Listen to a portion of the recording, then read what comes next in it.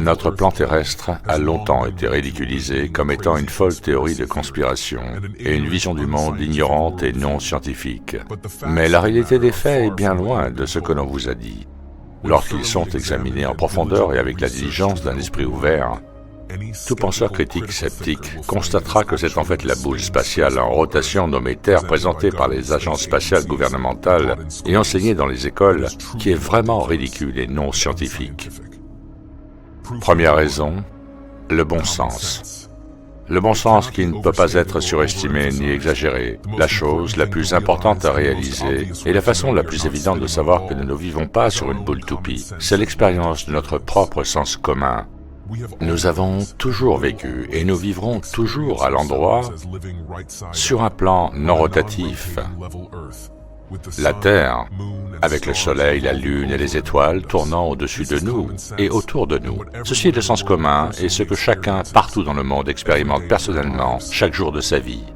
Cependant, on nous apprend à croire à beaucoup de choses complètement contraires à notre propre sens commun et à notre expérience dès notre plus jeune âge.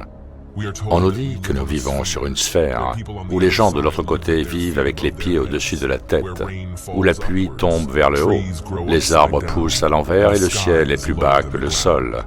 Vraiment, l'idée que les gens se tiennent debout, que les bateaux naviguent et que les avions volent, tout ceci à l'envers sur certaines parties de la Terre, alors que d'autres sont inclinés à 90 degrés et à toutes sortes d'autres angles impossibles, est une absurdité totale et une insulte au bon sens.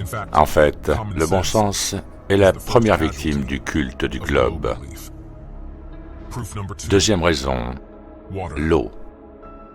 La physique naturelle de l'eau est qu'une fois contenue et non perturbée, la surface reste toujours horizontale. Cette propriété physique fondamentale de l'eau est la raison pour laquelle elle a été utilisée comme outil de nivellement par les bâtisseurs et les ingénieurs depuis des millénaires. Que ce soit dans un étang, un lac ou un océan, la surface de l'eau, au repos, reste toujours horizontale et n'a pas la capacité de retenir et d'afficher une convexité ou une forme quelconque à sa surface. Cette réalité fondamentale est facilement démontrable et empiriquement vérifiable, mais en totale contradiction avec ce que l'on nous dit du globe. Pour que la Terre soit un globe recouvert par plus de 70% d'eau, les océans doivent d'une manière ou d'une autre s'incurver et coller à tous les côtés d'une boule en rotation véloce suspendue dans le vide. Il est tout simplement impossible que l'eau se comporte de cette façon, comme chacun peut l'expérimenter lui-même. Les masses d'eau n'adhèrent pas à la surface d'une boule et ne peuvent pas présenter ou maintenir une convexité ou toute autre forme sur celle-ci. Troisième raison, les photographies truquées. L'une des principales raisons pour lesquelles le commun des mortels croit que le monde est un globe provient des images et des séquences vidéo de terre sphérique fournies par la NASA et d'autres agences spatiales. Des centaines d'images et des milliers de vidéos montrant un globe sont disponibles gratuitement sur l'Internet. Mais la plupart des gens ne les examinent jamais d'un œil critique et sceptique. Depuis les premières photographies jusqu'au dernier direct, la NASA et d'autres agences spatiales dans le monde continuent d'être dénoncées pour leur supercherie hollywoodienne. Lorsqu'elles sont consciencieusement comparées et examinées à la recherche d'incohérences, il s'avère que chaque image et vidéo qui montre une Terre sphérique a été manipulée d'une manière ou d'une autre. Toutes les vidéos du globe, par exemple, sont soit réalisées à l'aide d'un objectif fisheye pour courber l'horizon, soit créées entièrement grâce à la technologie CGI. Quant aux centaines de photos supposées du globe, la NASA admet volontiers qu'il s'agit d'images composites générées par ordinateur et non de photographies réelles. Si la NASA et les agences spatiales du monde entier pouvaient fournir de vraies photographies et vidéos légitimes d'un globe terrestre, elles le feraient certainement. Donc le fait qu'elles continuent à ne produire que des tromperies fisheye et d'autres dessins animés en images de synthèse est un indice très fort que la Terre n'est pas ce qu'ils prétendent. Quatrième raison, la photographie longue distance. Nous sommes systématiquement capables d'observer des objets à des distances incroyablement longues, bien au-delà de ce qui serait possible si la Terre était un globe aux proportions définies. En rentrant des données comme la hauteur et la distance d'observation dans un calculateur de courbure terrestre, il est facile de vérifier dans quelle mesure une cible devrait être obstruée sur un globe terrestre. À Gênes, en Italie, les jours dégagés révèlent une île lointaine, Elbe, à 200 km de distance.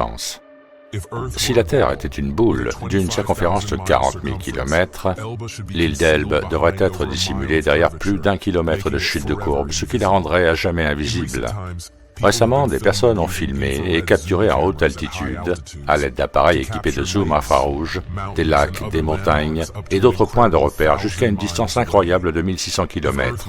Si la Terre était vraiment un globe de la taille de celui que nous connaissons, de nombreux lieux photographiés seraient cachés derrière plus de 110 km de chute de courbe. Cinquième raison, l'horizon. L'horizon est toujours parfaitement horizontal à 360 degrés autour de l'observateur, quelle que soit l'altitude.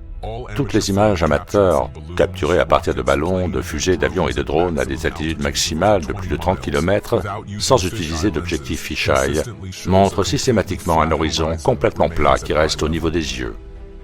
Ce n'est que dans les images de la NASA et d'autres agences spatiales que l'horizon se courbe ou apparaît en dessous du niveau de l'œil de l'observateur.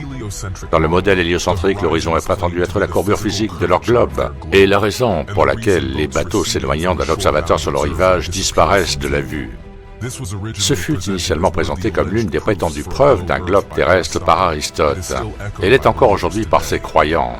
Cependant, avec l'utilisation de la technologie moderne du zoom, nous savons maintenant que l'horizon n'est pas le résultat de la courbure physique du globe, et que ces bateaux peuvent être ramenés en pleine vue, car l'horizon n'est pas du tout un phénomène physique objectif, mais plutôt un phénomène optique subjectif, basé sur le point de vue d'un observateur individuel. Si l'horizon était en fait la courbure physique objective d'un globe, alors les objets s'éloignant au-delà de celui-ci ne pourraient pas être ramenés à la vue et resteraient fixes au fur et à mesure que l'observateur s'élèverait. Cela prouve que la ligne d'horizon n'est pas un point objectif de courbure sur une Terre convexe, mais plutôt la ligne de fuite de la perspective subjective du point de vue d'un observateur donné. Est-il besoin de dire que ces 5 points ne font qu'effleurer la surface et qu'il existe de nombreuses autres preuves disponibles dans le livre de William Carpenter, 100 preuves que la Terre n'est pas un globe, et celui d'Éric Dubé, 200 preuves que la Terre n'est pas une sphère qui tourne. Pour mieux comprendre ce sujet crucial et fortement censuré, prenez le temps de faire des recherches et faites preuve de discernement.